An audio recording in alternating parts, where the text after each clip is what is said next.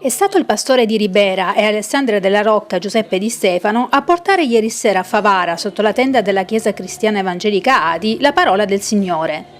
In via Rosario di Salvo, tanti fedeli, ma anche curiosi, che hanno ascoltato la predicazione, ristorando così il proprio cuore, la propria mente, la propria anima. Il pastore Di Stefano si è voluto soffermare sul passo di Marco, quando Gesù stese la sua mano su un lebbroso e lo guarì. Ha parlato quindi della potenza del Signore, di come Egli può guarire ogni infermità e sanare ogni situazione. È stata una predicazione semplice che ha toccato i cuori dei presenti. Siamo grati a Dio perché anche questa sera abbiamo avuto il privilegio, io in prima persona, di essere qui sotto la tenda a Favara.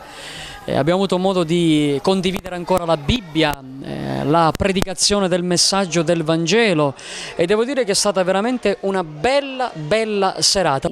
Prima della predicazione è stato possibile assistere a una toccante testimonianza di un giovane di Piazza Armerina, nato in una famiglia cristiana.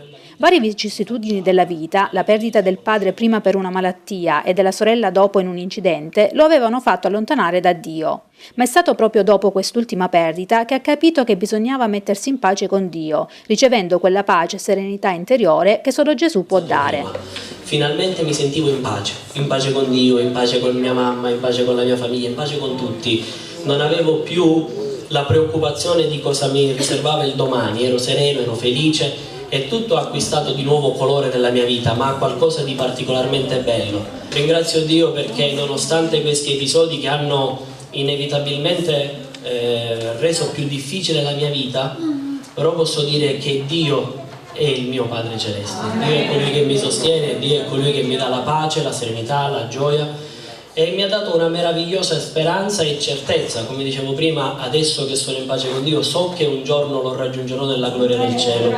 Anche stasera, e sarà così sino a dopodomani, domenica 18 giugno, è possibile dalle ore 20:30 assistere agli incontri all'aperto. L'invito a partecipare ai culti sotto la tenda arriva anche dal pastore della Chiesa Evangelica Adi di Favara e Campofranco, Paolo Garlisi.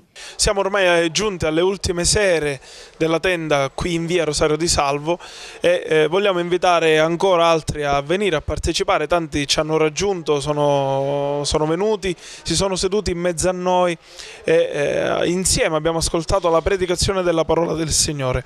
Invitiamo altri ancora a venire, saremo qui fino a domenica sera alle ore 20:30 appunto per ascoltare la parola del Signore. La tensostruttura di evangelizzazione domenica sera sarà smontata e installata a Palma di Montechiaro, dove rimarrà per una settimana.